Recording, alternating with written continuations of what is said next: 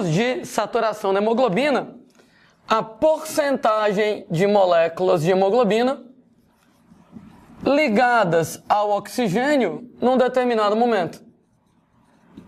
Eita, não deu para entender? Por exemplo, né?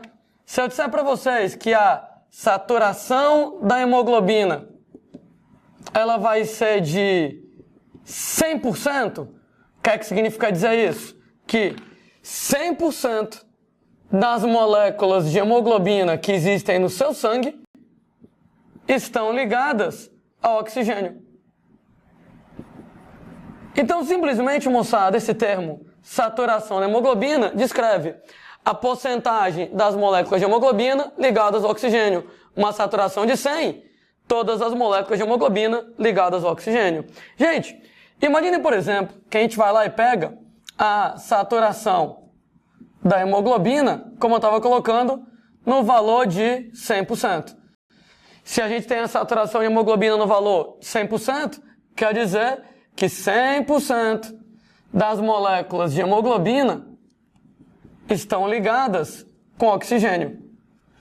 Imagine, entretanto, que a gente vai diminuir o valor da saturação. A gente tem uma saturação agora de 90%. Ora, se a saturação da hemoglobina agora é 90%, quer dizer que somente 90% das moléculas de hemoglobina estarão ligadas com oxigênio. O que significa dizer que, automaticamente, 10% das moléculas de hemoglobina não estarão ligadas com oxigênio. Já que elas não estarão ligadas com oxigênio, automaticamente você libera o oxigênio nos tecidos. 10% do oxigênio, ele foi liberado ao nível dos tecidos. Bom, continuo colocando o raciocínio, tá? Imaginem que a saturação da hemoglobina agora é 80. Se eu disser que ela é 80, quer dizer que 80% das moléculas de hemoglobina estarão ligadas com oxigênio. Ora, se 80% das moléculas de hemoglobina estão ligadas com oxigênio, automaticamente 20% das moléculas de hemoglobina não estarão ligadas com oxigênio. E automaticamente, né? Se 20% das moléculas de hemoglobina não estão ligadas com oxigênio, 20% do oxigênio será liberado nos tecidos. Bom, cheguei mais ou menos onde eu queria. Eu queria que todo mundo percebesse que, à medida que você diminui a saturação da hemoglobina, você diminui a quantidade de hemoglobina ligada no oxigênio, automaticamente você aumenta a liberação de oxigênio nos tecidos. Você aumenta a liberação de oxigênio a partir da hemoglobina. Então, como eu estava falando, né? Estou diminuindo a saturação da hemoglobina de 100 para 90. No que eu diminuo de 100 para 90, 10% do oxigênio é liberado nos tecidos. Vou diminuir de 90 para 80. Se eu diminuir para 80, 20% do oxigênio é liberado nos tecidos. Ou seja, à medida que eu estou diminuindo a saturação 100, 90, 80, eu estou aumentando a liberação de oxigênio nos tecidos 10%, 20% e daí por diante. Por que a gente está colocando essa ideia? Porque, moçada, tem muitas questões que lidam com esse assunto. Muitas vezes, gente, falando a respeito lá, né, de gráficos, né, colocando lá valores da saturação da hemoglobina. Você tem que colocar na sua cabeça que toda vez que a saturação da hemoglobina diminui, automaticamente aumenta a liberação de oxigênio nos tecidos. E tem um negócio interessante. Se aumenta a liberação de oxigênio nos tecidos, você vai ter mais oxigênio para os tecidos fazerem respiração aeróbica. Então aumenta o oxigênio disponível nas células, músculo, cérebro e etc e tal, aumenta o oxigênio disponível nas células exatamente para que elas possam produzir energia através do mecanismo de respiração aeróbica, através do mecanismo de respiração celular. Quer dizer que, juntando todas essas ideias, a gente pode colocar assim: quanto menor a saturação de hemoglobina, menor a porcentagem de moléculas de hemoglobina ligadas ao oxigênio. Beleza, gente? Automaticamente, maior será a liberação de oxigênio nos tecidos. Quanto maior a liberação de oxigênio nos tecidos, mais oxigênio disponível para produzir energia na respiração aeróbica, então maior a produção de energia através dos mecanismos de respiração aeróbica. Sendo que, o que é que faz, por exemplo, com que você diminua a saturação da hemoglobina? O que é que faz a saturação da hemoglobina diminuir para que você jogue oxigênio nos tecidos e aumente a produção de energia na respiração aeróbica? Existem alguns fatores que vão reduzir a saturação da hemoglobina, né? Daí, ideias extremamente importantes para fazer questão. Número 1, moçada, nós temos que o aumento de temperatura é um dos fatores que vai diminuir a saturação da hemoglobina. Uma vez que diminui a saturação da hemoglobina, aumenta a liberação de oxigênio nos tecidos e com isso, gente, aumenta a produção de energia através da respiração aeróbica. Agora, por que isso aqui é particularmente interessante para os músculos? Porque, gente, músculos em atividade, eles vão acabar esquentando, né? Questão, gente, lá de atrito. Se você está correndo, malhando, jogando bola, alguma coisa do gênero, seus músculos estão lá se movimentando, um músculo está esfregando no outro, e atrito, gente, gera calor. Ora, todo mundo já percebeu que quando você está lá fazendo atividade física, você pega na pele, chega lá, está quente. E o resultado? Toda vez que o músculo está em atividade, ele precisa de muita energia, né? Ele precisa de muita energia. Daí olha como a natureza é sábia. O músculo em atividade, ele esquenta. Uma vez que ele esquenta, diminui a saturação da hemoglobina, aumenta a liberação de oxigênio nos tecidos e aumenta a produção de energia na respiração aeróbica para manter a atividade muscular.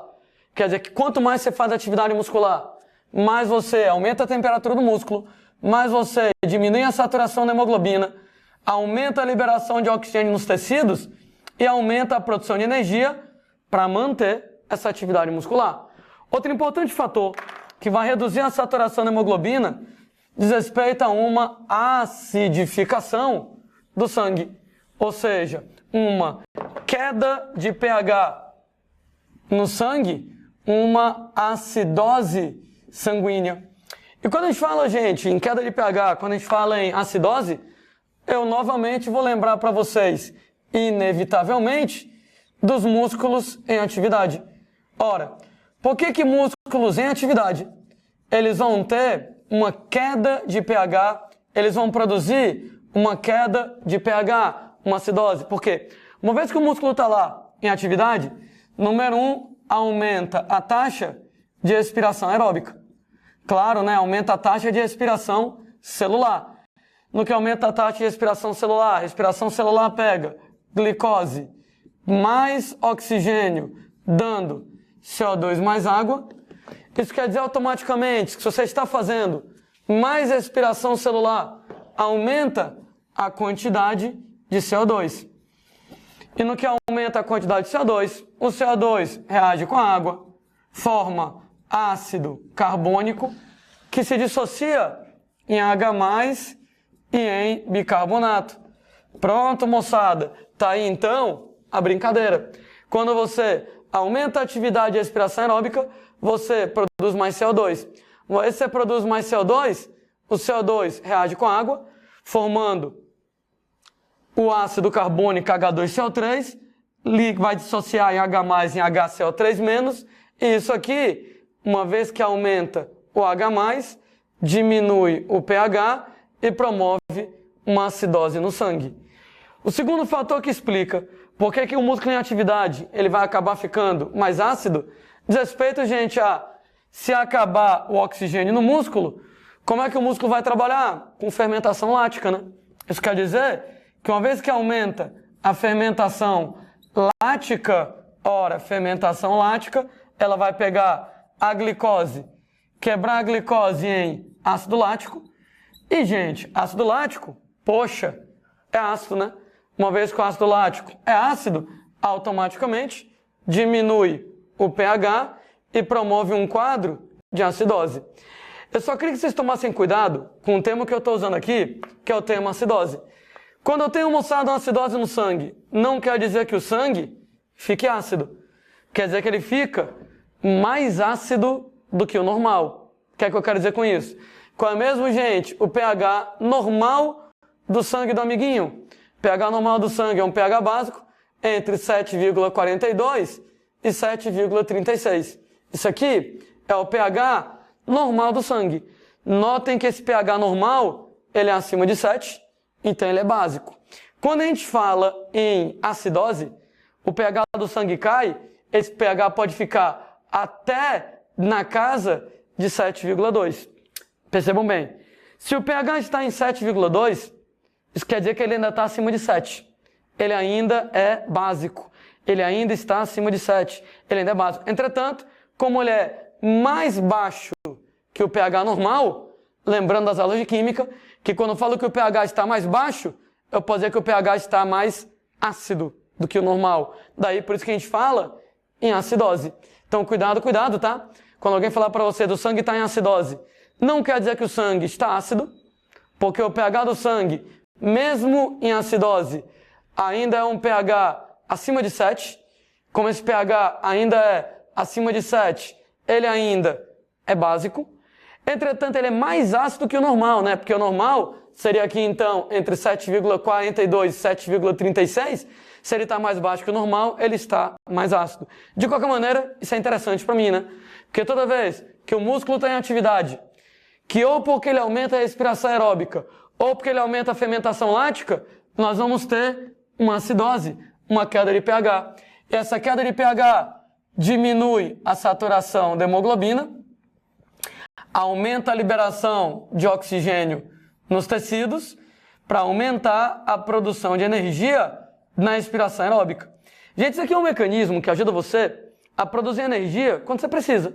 Então, toda vez que o meu músculo está trabalhando, que eu vou precisar de energia pra caramba, aumenta a temperatura. Toda vez que o meu músculo está trabalhando, que eu vou precisar de energia pra caramba, diminui o pH e tanto o aumento da temperatura quanto a queda do pH vão levar você a soltar mais oxigênio nos tecidos para você produzir energia de maneira mais eficiente. Quando a gente, moçada, fala lá de saturação da hemoglobina, eu também tenho que contar uma outra historinha para vocês. É que existem, na verdade, 2 tipos de hemoglobina ao longo da sua vida. 2 tipos de hemoglobina. Nós temos, gente, a HbA. HbA é a hemoglobina adulta. Ora, moçada, o nome lá, autoexplicativo, é hemoglobina do adulto. E existe a HbF, a hemoglobina fetal, nome autoexplicativo, a hemoglobina do feto. Sendo, gente, que qual é a diferença entre HbA, hemoglobina adulta, e HbF, hemoglobina do feto? A diferença, gente, é que a hemoglobina fetal, ela apresenta maior afinidade pelo oxigênio. O que significa dizer que ela tem maior afinidade pelo oxigênio? Quer dizer que ela se liga de modo mais eficiente ao oxigênio. Ela se liga de modo mais eficaz ao oxigênio. O que significa outra coisa. Ela consegue manter uma alta saturação de hemoglobina, mesmo quando eu tenho pouco oxigênio. Mesmo quando você vai ter pequenos teores de oxigênio. Vamos traduzir isso aqui. Mantém alta saturação de hemoglobina, quer dizer, saturação de hemoglobina, porcentagem de moléculas de hemoglobina ligadas ao oxigênio.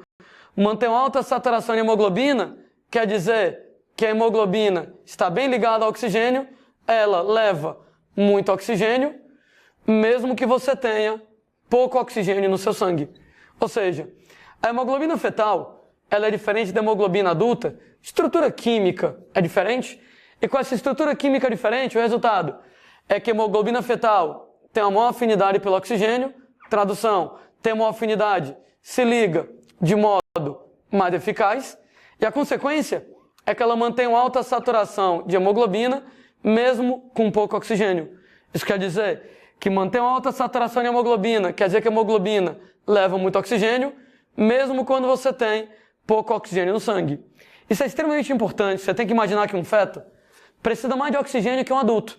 Não, o adulto, bem ou mal, está todo formado, todo organizado, todo estruturado, mas diante de um feto, ele ainda está se formando. Então as células dele estão se multiplicando, ele está fazendo divisão celular, está fazendo especialização celular, está construindo os órgãos dele, está construindo o cérebro, fígado, pâncreas e etc e tal. E, gente, para isso ele vai precisar de muita energia. Para isso ele vai precisar de muito oxigênio. Ainda bem que a hemoglobina do feto tem uma afinidade com o oxigênio maior. Isso quer dizer que ela leva o oxigênio com maior eficiência. Ela se liga de modo mais eficiente ao oxigênio, ela leva oxigênio com grande eficiência, mesmo com pouco oxigênio. Então, mesmo que, por exemplo, por algum motivo, tenha pouco oxigênio na mãe, gente, a hemoglobina do feto continua levando oxigênio de maneira extremamente eficiente. Existe ainda outra vantagem da hemoglobina fetal ter maior afinidade pelo oxigênio em relação à hemoglobina adulta, né? Era uma vez a mãe e o bebê.